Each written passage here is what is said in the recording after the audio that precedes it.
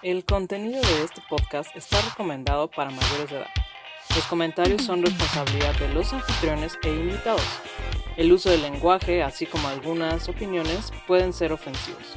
Se recomienda criterio y discreción. ¡Salud! Salud, salud. Bienvenidos a otro capítulo de su podcast favorito de divulgación o afición por divulgación de la ciencia, Academia Neta. ¿Cómo están, novatas y novatos? Hoy tenemos a otra invitada muy especial, Carolina Espinosa del CRIM. Hola, Carolina, ¿cómo estás? Hola, Héctor. Hola, ¿qué tal, Katia? Mucho gusto. Un gustazo tenerte aquí, Carolina. Pues un gustazo. Y pues, bueno, pues esta entrevista es un espacio pues tranquilo, ¿no? Sabemos que ahorita andas por ahí en la oficina, pero pues aquí pues todo tranquilo, todo entre amigos. Muy bien. Y, Muy bien. Pues bueno, Carolina, pues vamos a iniciar primero, pues, ¿qué carrera estudiaste? ¿Cuáles son tus posgrados? Pues a ver si, ¿cómo es que llegaste hasta este punto académico profesional? Sí, pues yo tengo una licenciatura, maestría y doctorado en sociología. O sea, como que sí tuve ahí la vocación clara, ¿no? Desde la prepa, pero es un poco la vocación clara y otro poco también las circunstancias como accidentales, ¿no? O las circunstancias propias también de la vida. Porque yo soy de Veracruz y estudié hasta la preparatoria en Veracruz. Y estando en la preparatoria yo estaba como que quería estudiar derecho, como que quería estudiar sociología, ¿no? Y vi el plan de estudios de derecho y era derecho romano 1, derecho romano 2, derecho romano 3 y dije, no, siento que esto no me dice gran cosa, ¿no? Y vi el plan de estudios de sociología y decía doctrinas políticas y sociales y decía problemas sociopolíticos de México. Me acuerdo de esas dos materias, ¿no? Entonces ahí fue así como una suerte de destello, ¿no? Y dije, es que quiero comprender eso. O sea, quiero comprender problemas sociopolíticos. O sea, los puros nombres de las materias ¿no? Ya me llamaron la atención en contraposición al derecho romano 1, 2, 3, 4, 5, 6, ¿no? Que pues en medio de mi ignorancia, pues no me decía nada, ¿no? Entonces, el problema era que en Veracruz no hay sociología, en el puerto. Yo vivía en el puerto. Solo había sociología en Jalapa y no podía irme a Jalapa. O sea, mis papás no tenían dinero para enviarme a ningún lado que no fuera el puerto de Veracruz, ¿no? Entonces tenía la opción de México porque un tío vivía en México y yo quería entrar a la UNAM, pero mi tío vivía en Tlalnepantla, cerca de la Huamas-Capozalco, y me dijo mi mamá, pues, de irte, te irías a casa de tu tío y lo más cerca es la Huamas-Capozalco, ¿no? Para no hacerles el cuento largo, mis papás no querían que me fuera a vivir a México porque decían, eres muy inmadura, no tenemos dinero para enviarte. Tenían razón, era muy inmadura y no tenían dinero para enviarme, pero como que me empeciné y yo odiaba Veracruz, odiaba mi casa, odiaba mi familia, odiaba todo y quería salir corriendo de allá, ¿no? O sea, así como cuando quieres romper con toda tu historia y todo tu pasado y todo, y luego vino sociología y como que se juntó mi inmadurez, mi ganas de desterrarme, de dejarlo todo y el gusto por esas materias que vi y ya me puse a vender pies en micros, no exagero, y panqués de casa en casa, junté algo de dinero, mis papás se enojaron, agarré mis maletas, me acuerdo que salí de mi casa frente a ellos, no les dije ni adiós. O sea, salí, mis papás viéndome cómo me iba y ya, ¿no? Llegué a la Tapo. No debí comprarlo a la Tapo, debí comprarlo a la del norte, pero yo no, o sea, yo no sabía nada, ¿no? Solo sabía que quería irme del puerto y que quería estudiar sociología. Entonces, y ya, ¿no? Entré a la universidad, me tardé un montón en titularme, reprobaba todo, o sea, empecé con una vida muy errática, mis papás tenían razón, eres muy inmadura, lo era, no tenían dinero, tenían razón, me mandaban 200 pesos a la semana, ¿no? O sea, no, yo veía mi dinero y decía, me compro un yogur bebible o mejor me lo guardo para, o sea, no me alcanzaba ni para un yogur, ¿no? Ajá. Pues empecé a trabajar, empecé a militar, empecé en el activismo, me tardé 7 años en terminar la carrera, ¿no? Ya al final de la carrera, bueno, como a mediados de la carrera, después de haberme llevado a quinta oportunidad la materia de estadística, ¿no? Después de llevar una juventud muy errática, de reprobar, de andar en marchas y en plantones y en 1000 cosas, como que vino un momento de, a ver, ¿qué vas a hacer? ¿No? Oye, a ver, pasa, ¿cuántos años tenías cuando viniste de Veracruz para acá y empezaste la carrera? Pues era el 97, yo creo que 18, porque como no querían que me viniera, me dijeron, es que no te puedo, bueno, mi mamá ¿cómo se dice? Me boicoteó, porque habló con mi tío y dijo, Carolina está loca, se quiere ir, va a mandar sus papeles, tú dile que los recibes, pero no los lleves a la universidad. Okay. Entonces me boicotearon, terminó la prepa y me boicotearon, entonces tuve que entrar a psicología en Veracruz, o sea, estudié un año psicología, pues, ¿por qué? ¿No? Ajá. Entonces me quedé a estudiar psicología en Veracruz, pero así, la más infeliz del mundo, ¿no? Adolescente, rebelde, que odia todo y muéranse todos, o sea, así era yo, ¿no?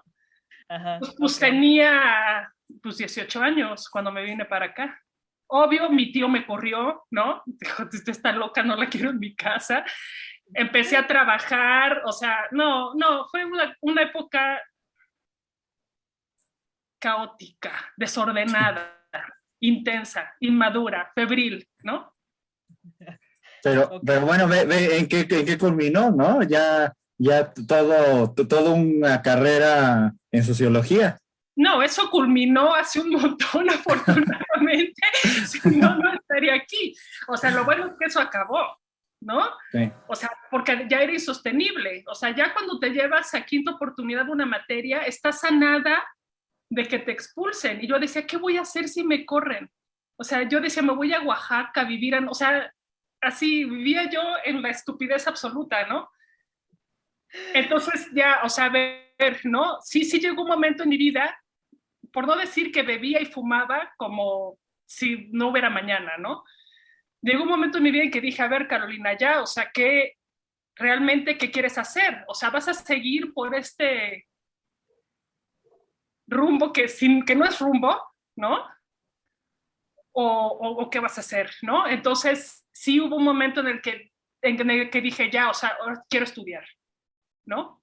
Y entonces la vida cambió, pero dramáticamente. O sea, mis calificaciones en la UAM son S, B y MB, ese es suficiente, ¿no?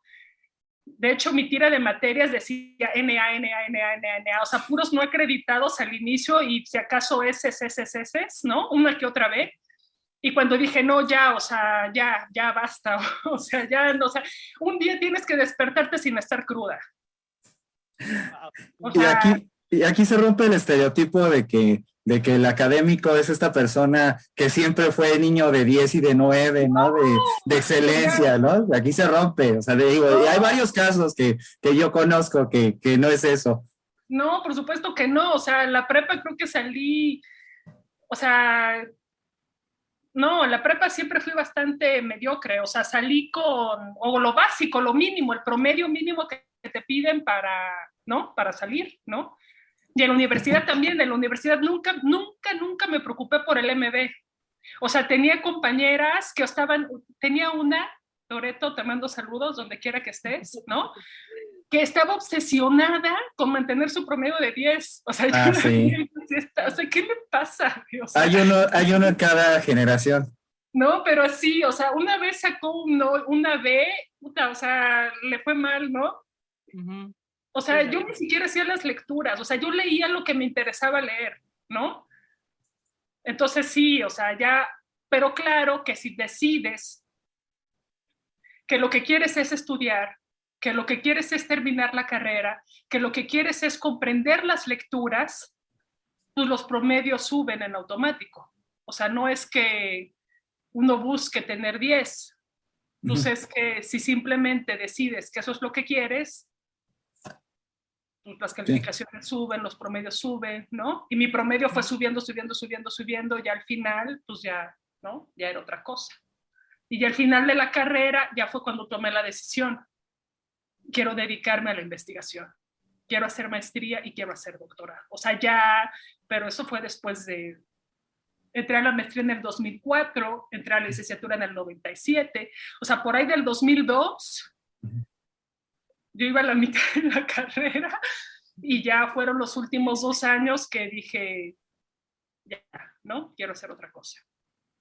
Hey, mira, nunca es tarde, como dice Héctor, o sea, ya ve a qué punto llegaste. Yo creo que si lo hubieras hecho al principio de la carrera, tal vez no hubiera tenido el mismo ímpetu a haber llegado hasta el doctorado, ¿no? Lo importante también es que lo hayas disfrutado. Pues yo creo que si lo hubiera hecho lo que hice al final desde el inicio, pues hubiera sido otras cosas, me hubiera doctorado más joven, ¿no? Concursé para el doctorado, yo no quería estar en México, ¿no? Con esta idea de quiero irme, o sea, yo huía de todo, ¿no? Con esto de quiero irme, yo quería hacer mi doctorado en Inglaterra, participé, me aceptaron en Sussex, ¿no? Wow. Pero me dieron solo media beca. Fue cuando CONACYT hizo algo raro. Justo cuando yo concursé, CONACYT empezó a dar medias becas. O sea, yo no me lo esperaba. Yo decía, o me da beca completa o no me da nada, ¿no? Claro. Me dieron media beca, pues no me pude ir.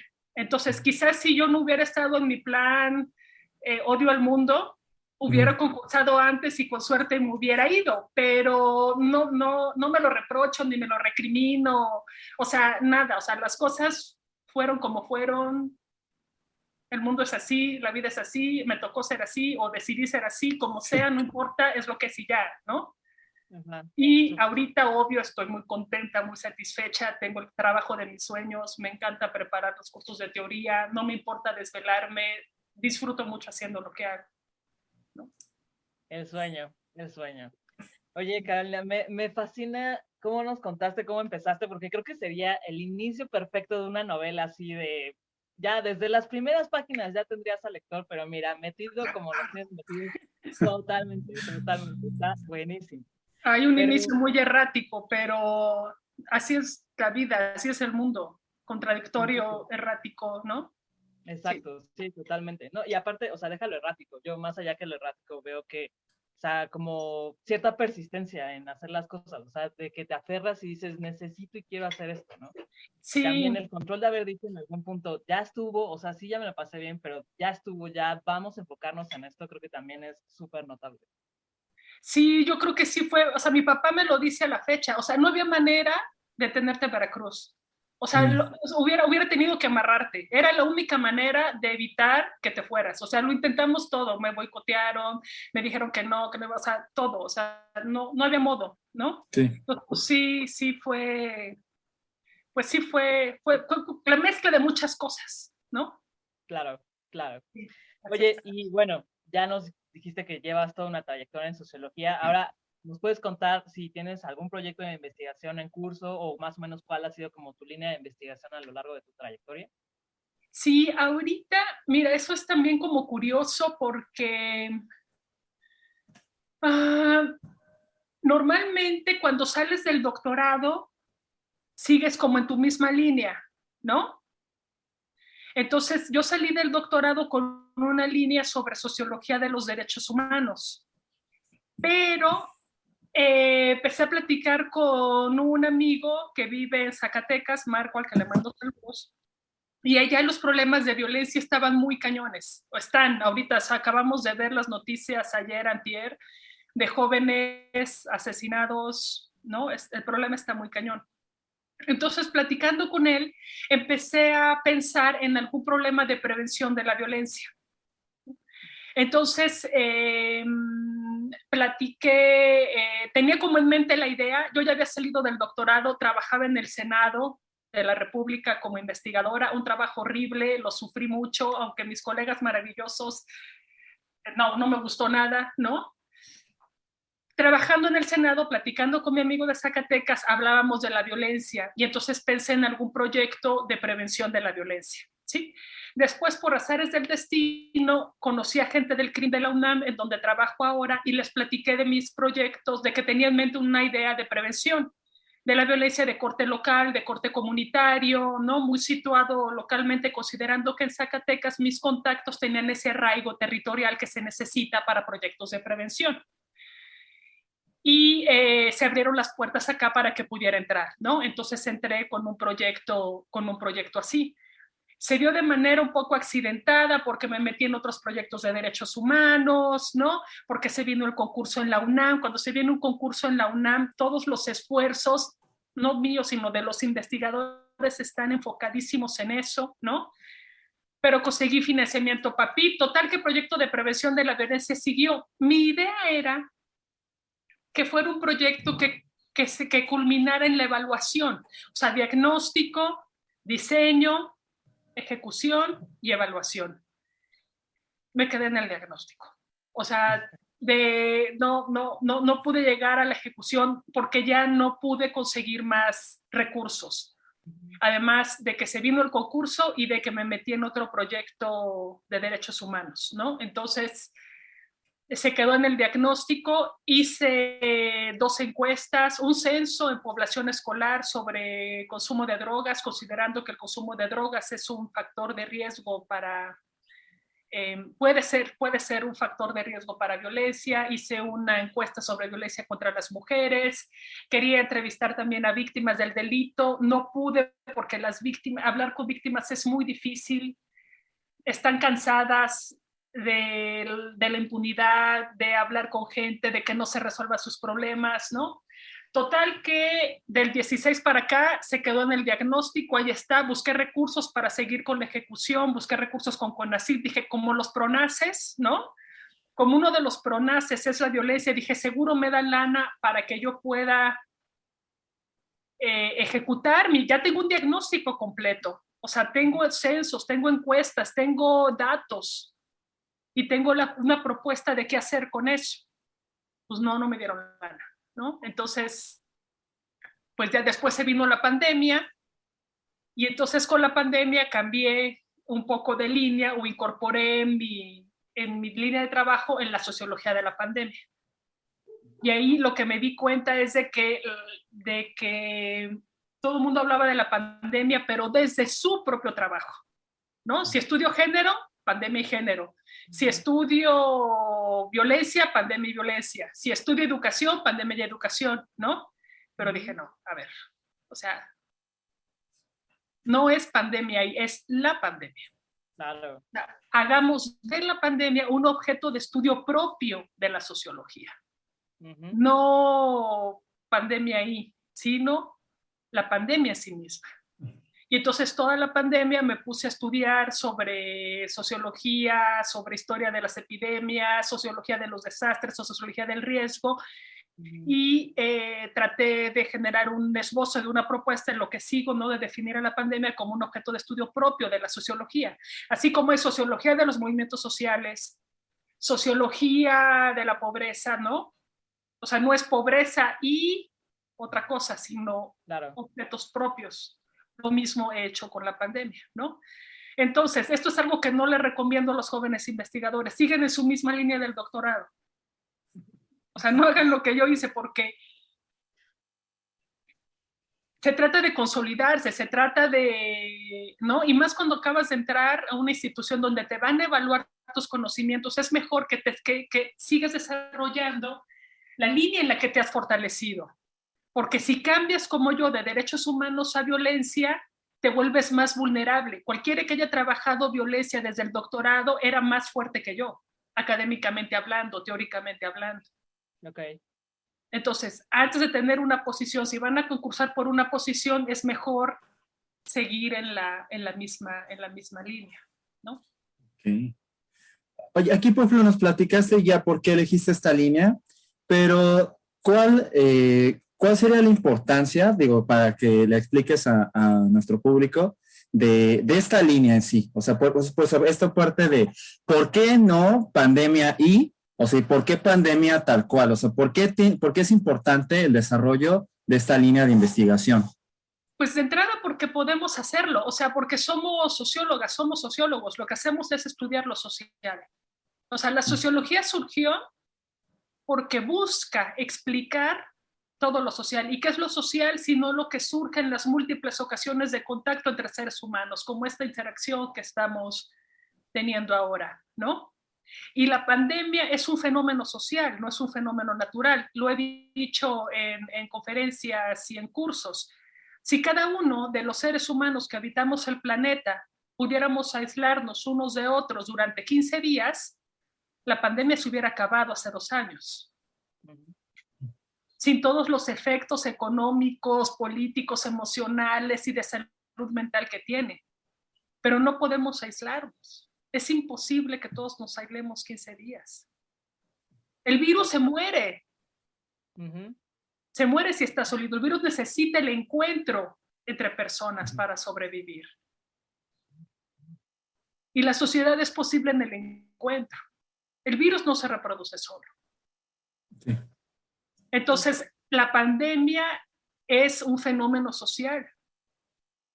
Entonces, ¿por qué es necesario? Porque podemos hacerlo, porque podemos definir los fenómenos como fenómenos sociológicos, de estudio sociológico, porque lo son en su naturaleza. Porque eso nos permite comprender sus alcances, sus implicaciones, o simplemente enriquecer el conocimiento de nuestras formas de vivir en colectivo. Claro.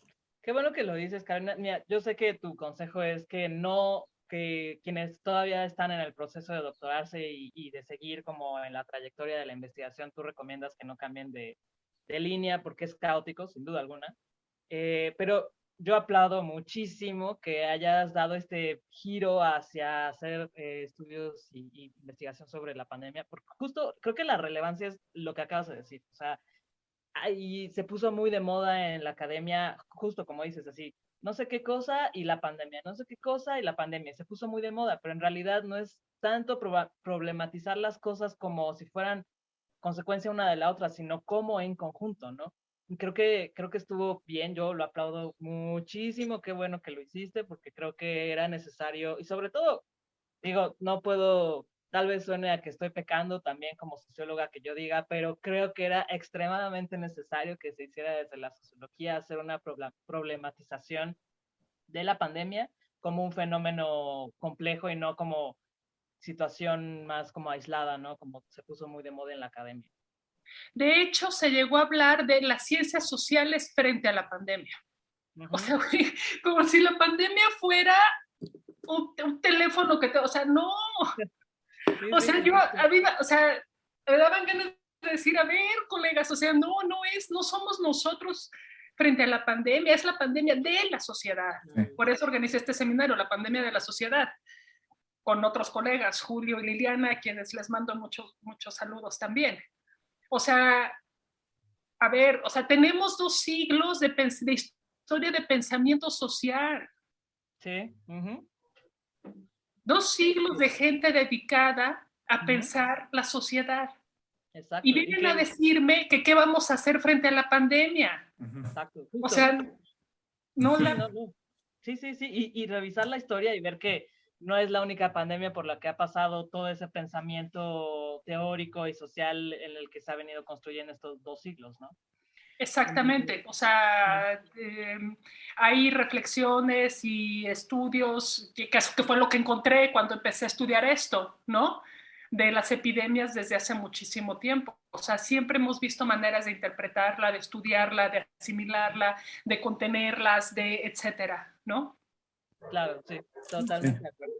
Oye, Carolina, y bueno, cambiando un poquito el tema, pero solamente un poco, dirías que si quieres concretamente sobre esta línea de investigación que tienes ahorita o sobre lo que ya habías hecho antes, ¿es diferente estudiar esos temas en otros países?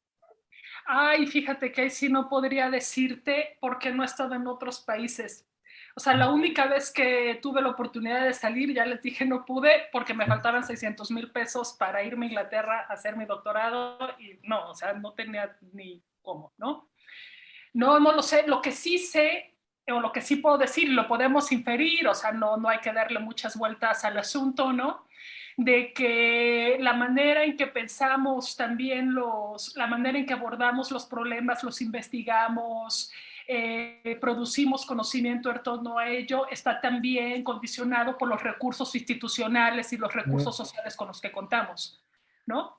Desde los apoyos en cada institución hasta los ingresos con los que contamos, o sea, entonces sí, sin duda, yo creo que los recursos institucionales para el ejercicio de la ciencia condicionan mucho el alcance de nuestras propuestas y de nuestros proyectos, ¿no? Países más ricos podrán hacer mayores desarrollos con más acceso a publicaciones, ¿no? En fin, pero no, nunca he hecho investigación fuera de México.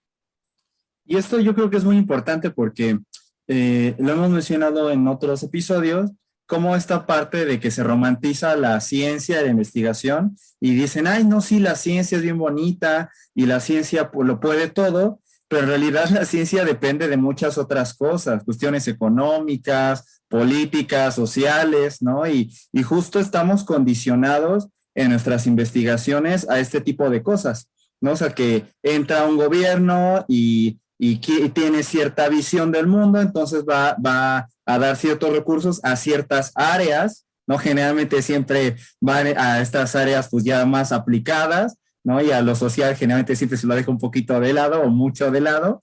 Y esto es un punto también muy importante a considerar, ¿no? Porque la gente a veces piensa que la ciencia es como muy bonita y neutra y fantástica, pero pues sí tiene todos esos bemoles, ¿no? Es un punto importante. Claro, o pensar que la ciencia se hace fuera de las condiciones políticas y económicas de un país, y sí. No es así. O sea, si no tienes contratos de tiempo completo, si no sabes si te van a depositar o no el estímulo, si no sabes si te pueden correr en cualquier momento de una institución, si son inconsistentes en los depósitos de las becas, o sea, si hay incertidumbre sobre tus ingresos como científico, como científica, sobre tu permanencia laboral en una institución, no estás en condiciones de ponerte a pensar un problema de investigación. Sí. Porque hay problemas anteriores que tienen que ver con voy a pagar o no la renta con qué. Sí. Voy a poder pagar o no la colegiatura. Entonces, yo creo que en México en los últimos años nos hemos enfrentado a muchos científicos y científicas a estos procesos de incertidumbre, que son sin duda un obstáculo pues, para irte al laboratorio a andar haciendo muestras, ¿no? Uh-huh. O para abrir un libro y ponerte a pensar en el contenido de tus clases. O sea, si no sabes siquiera si te va a alcanzar para pagar la renta el siguiente mes, pues cómo te vas a poner a ponerte a pensar problemas de investigación. Entonces es una condición fundamental del ejercicio de la ciencia que toda esa parte económica institucional te dé certidumbre. Exacto. Empezando en lo personal, ¿no? En la vida pues personal. ¿Quiénes hacemos ciencia? Los hacemos seres humanos, los hacemos personas. Y las personas estamos sujetas a incertidumbres en nuestra vida cotidiana, a problemas disruptivos, a problemas de salud, a problemas económicos, a problemas políticos. O sea, la ciencia no es el método solito que se aplica en abstracto de toda la complejidad de la vida social. Exacto. Eso es muy cierto. Y hablando de esto, por ejemplo, ¿cuáles son las dificultades que tú te has encontrado al desarrollar esta línea de investigación, esta línea de la sociología de la pandemia? Pues la primera dificultad fue la misma pandemia, porque lo empecé al inicio, cuando empezó esto, hace 2 años ya, ¿no? Y que se suspendieron las clases presenciales, ¿no? Y tengo una hija pequeña de preescolar, entonces muchas mujeres que nos dedicamos a las ciencias sociales o a la ciencia en general, somos mamás, y el trabajo que hacemos es posible también porque contamos con el apoyo de otras mujeres que van a nuestras casas a hacer el trabajo del hogar, mujeres que nos cocinan, mujeres que nos cuidan a nuestras hijas, a nuestros hijos. Entonces la pandemia cortó esas redes de apoyo porque no podíamos estar en interacción. Entonces, el tiempo que mi hija estaba en la escuela, que eran 6, 7, 8 horas, se sumó al tiempo que debía estar conmigo. El tiempo que la trabajadora del hogar lo dedicaba a la limpieza de la casa 4 horas diarias, se sumó a tiempo que debía estar yo. El tiempo que la señora que me cocinaba, que me enviaba la comida, le dedicaba 2 horas a eso, lo tuve que hacer yo, más mis 8 horas de trabajo laboral. Entonces el día me quedaba debiendo. O sea, si sumas todas las horas que se realizaban en donde la vida cotidiana fluía de manera simultánea o paralela, la escuela, el trabajo del hogar, la cocina, el trabajo en la universidad, se colapsó, se sumó. Entonces las 24 horas del día eran insuficientes. O sea, al inicio de la pandemia, a la 1 de la mañana estaba terminando de trapear. O sea, también en la pandemia mi hija empezó con la lectoescritura y se interrumpió. Entonces me acuerdo que una vez me dormí a las 2 de la mañana haciéndole alfabetos Montessori, porque no podía ir a la escuela, entonces para que ella aprendiera la lectoescritura. Entonces el obstáculo para el ejercicio de esta línea de investigación fue la pandemia en sí misma, ¿no? No, yo lloraba, o sea, así, tal cual, lloraba, ¿no? Y una vez en llanto le hablé a amigas, ¿no? Sabes que tengo que presentar una ponencia, pero ya no puedo escribirla, vamos como coautoras, échame la mano, órale va, ¿no? Entonces empecé a hacer mucho trabajo de coautoría con el trabajo que venía haciendo y hacer trabajo colectivo. O sea, ponencias colectivas, publicaciones colectivas, y eso me ayudó a concentrarme en mis clases y en el proyecto, ¿no? Y así fue como se fue desarrollando. Debo decir que la UNAM es una institución fabulosa, muy noble, muy generosa, porque en la medida de sus recursos y de sus posibilidades nos da mucha libertad para la investigación. Yo diría que nos da plena libertad de investigación y que eso facilita mucho que yo pueda decir ahora me dedico a esto o ahora hago esto otro, ¿no? Y eso es estupendo, eso facilita mucho el desarrollo de las líneas de investigación. Claro. Oye, Carolina, y yo digo, creo que para nosotros es claro la importancia de la línea de investigación que estás llevando a cabo ahorita, pero ¿cómo le explicarías al público en general cuál es la relevancia y cómo los afecta el crear esta nueva línea de investigación de la sociología de la pandemia? ¿Cómo les afecta? Pues mira, yo creo que, o sea, como la pregunta sería como ¿cómo impacta en la vida cotidiana de la gente?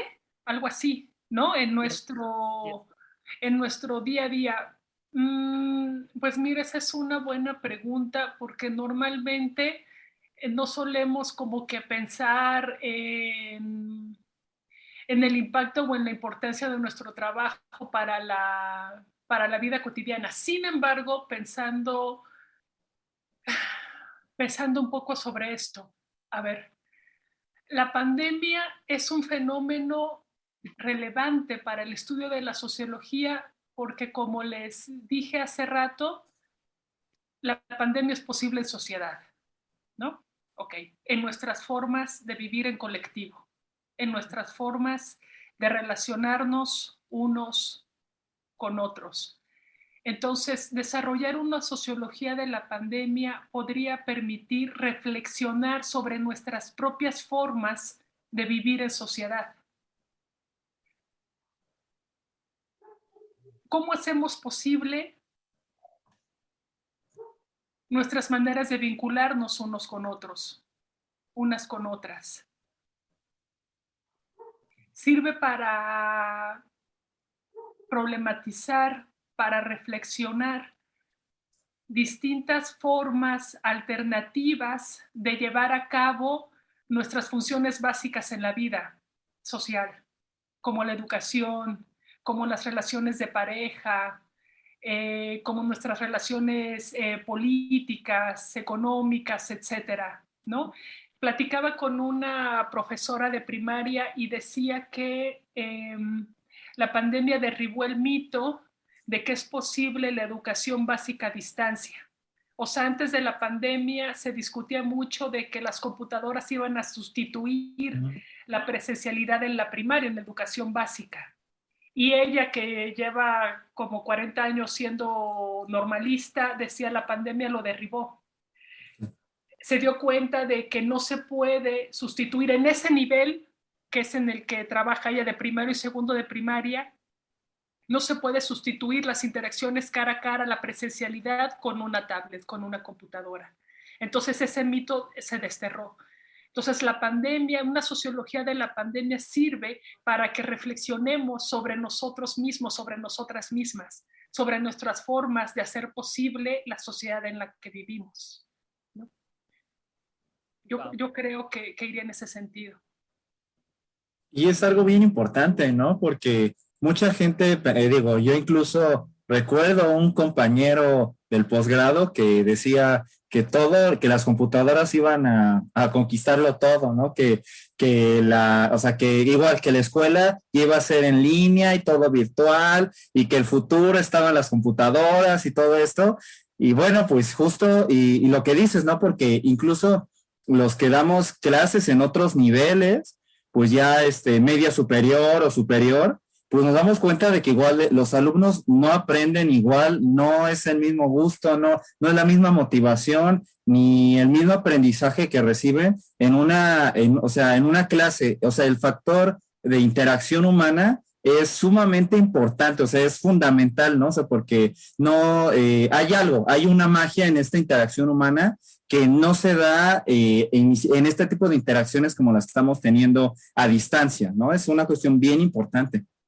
Claro, ¿y qué es lo que ocurre con la presencialidad? La comunicación con los gestos, los movimientos, el ambiente que te rodea. Yo no doy la misma clase si vengo al cubículo del CRIM de la UNAM a que si lo hago en la cocina de mi casa o en una de mis habitaciones. O sea, la importancia del espacio, o sea, lo social se organiza, se distribuye a través del espacio, a través del tiempo, a través de estas coordenadas que compartimos en unos con otros. Entonces, sí, o sea, supongo yo que la presencialidad en las clases implica tener más puntos en común, más puntos que compartir y mayor flujo de la comunicación, ¿no? Del cuerpo, de los gestos, de las miradas. O sea, los profesores nos guiamos también por los gestos de los estudiantes. Sí. Cuando vemos que están asintiendo, seguimos en esa línea, ¿no?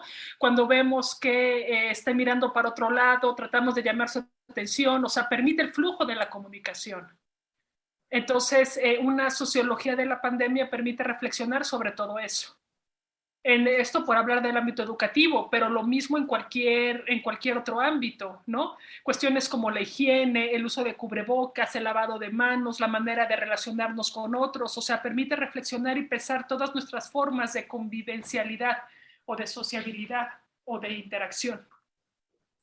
Y una pregunta, en esta línea, en este proyecto que estás desarrollando, ¿qué conclusiones o a qué ideas has podido llegar hasta este momento, ¿no? Cuestiones muy generales.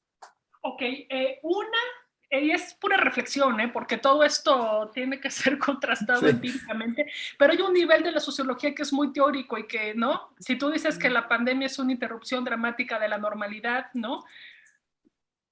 O sea, es un nivel, ¿no? Pero reflexión, o sea, quiero decir, es un nivel como conceptual, ¿no? Bien. No es un nivel de teoría distinto a la relación entre variables, ¿no? Sí. Pero bueno, respondiendo a tu pregunta en una manera reflexiva, yo creo que algo que esta pandemia, a una de las conclusiones a las que puedo llegar en un nivel de reflexión, es que se va a repetir.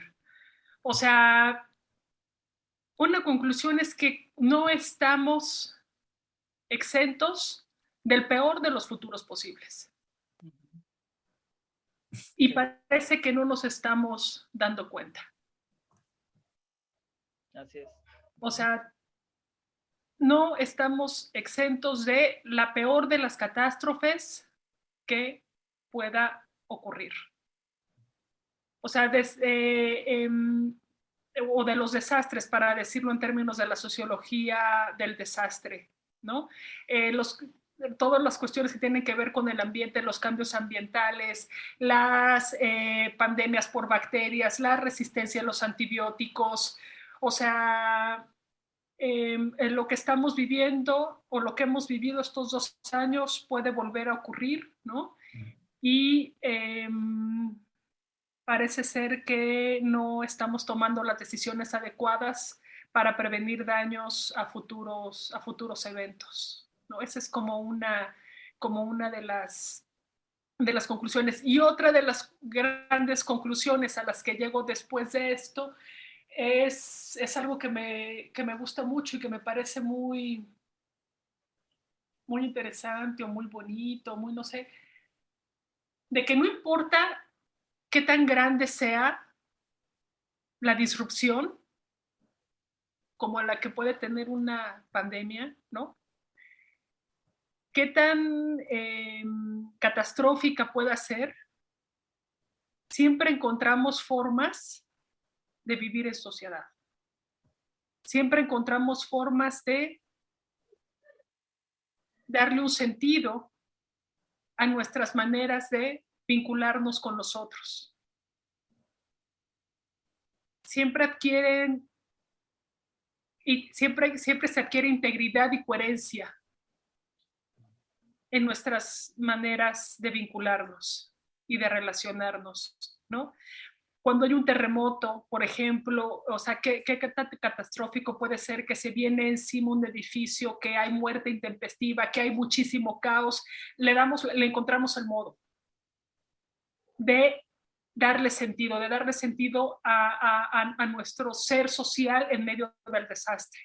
Cuando hay una pandemia, cuando hay un inundamiento, cuando hay caos, sin duda, pero en medio del caos le damos sentido a nuestras formas de vivir en sociedad. Entonces yo creo que esa es otra de las grandes conclusiones que también se derivan de este fenómeno. 1, que no estamos exentos del peor de los futuros posibles, y 2, que a pesar de eso le encontramos sentido a nuestras formas de vivir en colectivo. Wow. Siempre me acuerdo que los primeros semestres de la sociología hablaban mucho los profesores de que invariablemente muchos desde distintas disciplinas de lo social van a decir, el ser humano es un hombre político, bueno, es un animal político, es un animal quién sabe qué, etcétera, un animal mitológico, etcétera, etcétera, según la tradición teórica y demás, ¿no? Pero algo que nunca se me va a olvidar es que desde la sociología siempre se decía que el ser humano es un animal social, invariablemente, ¿no? Y creo que muchos autores han tenido siempre esa discusión, y creo que justo lo que estás diciendo ahorita es el ejemplo más innegable de que el ser humano puede ser muchas cosas, pero la naturaleza del ser humano, si hay una que puede ser innegable, creo yo, que es justamente esa, ¿no? Que es social. De ahí la importancia de disciplinas como la sociología, la antropología o todas las disciplinas sociales. ¿Qué significa decir que el ser humano es un ser social? Significa que el mundo como lo hacemos es producto de nosotros mismos, de nosotras mismas. No es producto del desarrollo natural del mundo. No es producto de fuerzas naturales o de fuerzas divinas, ¿no? Incluso esas son producto de lo social. Decir que el ser humano es social por naturaleza es decir que la vida como la conocemos es resultado de nuestras propias acciones, de nuestras propias decisiones, sin que tenga que ser un resultado lineal. Exacto, ¿no? Sí, sin duda alguna. Entonces, ¿qué disciplina más importante para la comprensión del mundo sino las disciplinas sociales? Aunque no olvidemos que son hechas por seres humanos y que imperfectos, que no conocemos todo, que no podemos controlarlo todo. Entonces, claro, nuestras maneras de entender el mundo están condicionadas por nuestras propias limitaciones, como las propias limitaciones humanas, ¿no? Estamos adentro de lo mismo. Sí. Oye, Carolina, ¿y qué dirías que se necesita en general, no nada más económicamente o culturalmente, sino qué se necesita en general para dedicarse a estudiar una línea de investigación como la que estás llevando ahorita?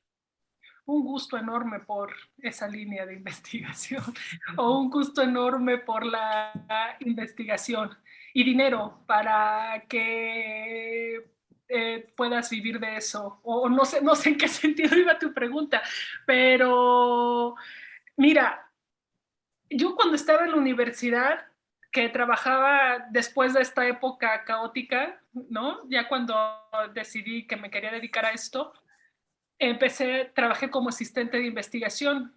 Entonces me di cuenta de que no importaba en qué línea trabajara. O sea, empecé a trabajar medio ambiente. ¿Y yo, medio ambiente qué? ¿No? Pero dije, ya no importa, es asistente de investigación, es dinero, le voy a entrar, ¿no? O luego entré accidentalmente a trabajar derechos humanos. Yo no quería trabajar porque es muy normativo y yo eso, ¿no? Lo normativo se me hace como muy, ¿no? Como que no va ¿no? Pero pues le agarras el gusto. O sea, el punto a veces no es tanto los temas, sino el gusto por la investigación. O sea, me di cuenta que no importaba qué tema trabajara, así fueran temas que en principio no me llaman la atención, como derechos humanos, como medio ambiente, terminas apasionándote porque lo que te gusta no es el tema en sí, lo que te gusta es el procedimiento de generación de conocimiento, lo que te gusta es el proceso de descubrimiento. Uh-huh. Entonces, si hay alguien que tenga gusto por eso, yo creo que puede estudiar el tema que sea, ¿no? El gusto de ir descubriendo, de ir comprendiendo, de ir dándole sentido a lo que estás estudiando, ¿no? De ir, cuando entiendes, dices, como un niño cuando aprende a leer y sabe que la M con la A suena ma y se le iluminan los ojos, así es tú también, uh-huh. ¿No? Dices, pues por aquí va el asunto. O sea, si tienes gusto por eso, puedes entrarle al tema que sea, ¿no? Sí. Y obvio necesitas tiempo. Y para tener tiempo necesitas que alguien, si tienes familia, necesitas que alguien te apoye con los hijos y con el trabajo de la casa, ¿no? Todo era más fácil cuando era soltera y no tenía hijos, ¿no? Las condiciones son más sencillas. Uh-huh. Pero si no, se necesita apoyo también, ¿no? Y muchas redes de colaboración, pensar los problemas con colegas es fundamental para sacarlos mucho más rápido. Y un respaldo institucional que reconozca tu trabajo. Sí, de eso me di cuenta. Cuando trabajé en el Senado, una de mis frustraciones era precisamente esa, que no podía estudiar los temas que a mí me interesaban, que no podía estudiarlos con la profundidad que yo quería, que solo que tenía que dar insumos para los senadores. Yo decía, no necesitan a alguien con doctorado para esto. O sea, quien estudia un doctorado es porque quiere hacer un proceso de investigación, tener fuentes primarias, ¿no? Hacer otra cosa. Entonces, aunque estaba en la institución, aunque ganaba dinero, aunque tenía quien me apoyara, se necesita una institución que reconozca como válido el trabajo de investigación, el trabajo de generación de conocimiento. Y la UNAM yo creo que es el mejor lugar para eso. Oye, bueno, sí, adelante. Y bueno, ya nos explicaste bastante del tema, como dice Katia, pues nosotros ya sabemos cuál es la importancia de las ciencias sociales, de la sociología, de todo esto, pero ¿por qué consideras que para la gente, para el público en general, es importante que sepa de estos temas? ¿Por qué a la gente le debe interesar las ciencias sociales ligada a la pandemia, ligada a lo que sea? Para que encontremos mejores formas de relacionarnos con los demás, ¿no? Justo ayer estoy preparando un curso de teoría sociológica 1, o sea, desde el siglo XIX, ¿no? Y ayer citaba a Herbert Spencer, que decía que solemos rechazar las creencias de los demás simplemente porque son opuestas a las nuestras, sin ni siquiera preguntarnos cuál es su motivación, su justificación, su fundamento, ¿no? Justo la sociología sirve para eso, para que nuestras relaciones con los demás, cuando veamos que tienen una posición distinta a la de nosotros, a la de nosotras, podamos preguntarnos ¿por qué piensa de esa manera? ¿A qué obedece que tenga esa creencia que es distinta a la mía? ¿Por qué yo tengo una creencia distinta? ¿Cuál es ese fundamento? Y veremos que su fundamento va más allá de nosotros y de la otra persona, tiene que ver con la historia, tiene que ver con la cultura, tiene que ver con normas, tiene que ver con las formas de la sociedad. Y entonces eso nos hace darle la vuelta al problema y ver nuestras relaciones con los demás en otro sentido, ¿no? Nos debería al menos de ayudar a tratar de ser más reflexivos, más en lugar de oponernos a las creencias de los demás, sino tratar de ver su fundamento y su motivación, podemos construir relaciones más pacíficas con los demás. Entonces yo creo que la sociología, las ciencias sociales sirven para eso, ¿no? De entrada, para tener mejores vínculos, ser más abiertos, más tolerantes, ¿no? Comprender que las cosas siempre pueden ser de una manera distinta y que el mundo es mucho más grande de lo que yo pueda desear o aspirar o creer o conocer, ¿no? Ya estaba ahí cuando yo nací, ya iba a seguir cuando yo me vaya. Ok, súper relevante todo lo que nos contaste hasta ahorita. Yo creo que justo con lo que acabas de decirnos está bien para cerrar esta primera parte de la entrevista. Los que están viendo y escuchando esta parte se van a tener que esperar hasta el viernes para saber qué es lo que nos contó en la segunda parte la querida Carolina, pero nosotros vamos a seguir, entonces lo lamento por los que tengan que esperarse. Y pues bueno, vamos a cerrar esta parte. Amigos, muchísimas gracias por haber escuchado. Espero que haya sido tan ilustrativo y tan interesante como para nosotros lo fue, para que tengan otro argumento de por qué la sociología es increíblemente relevante más allá de mis propios emprendimientos como socióloga misma. Ya tienen otros argumentos, entonces hasta aquí lo vamos a dejar. Cuídense mucho, novatas y novatos. Muchas gracias, Carolina. Y pues nos estamos viendo. Salud, amigos. Salud. Salud, cuídense mucho. Bye, bye.